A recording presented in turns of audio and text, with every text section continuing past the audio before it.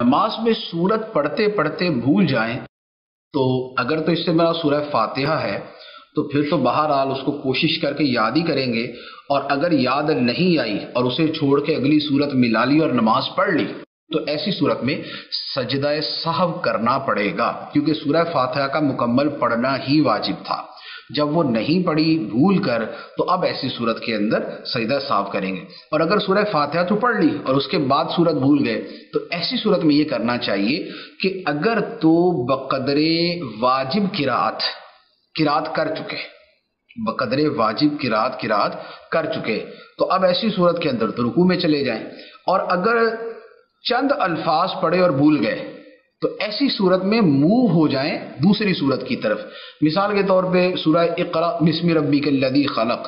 اب اس کے 2 لفظ پڑھے اور بھول گئے اور آگے یاد نہیں آ رہا تو کوئی سے اگلی صورت پڑھ لے، قل ھو اللہ شریف پڑھ لے،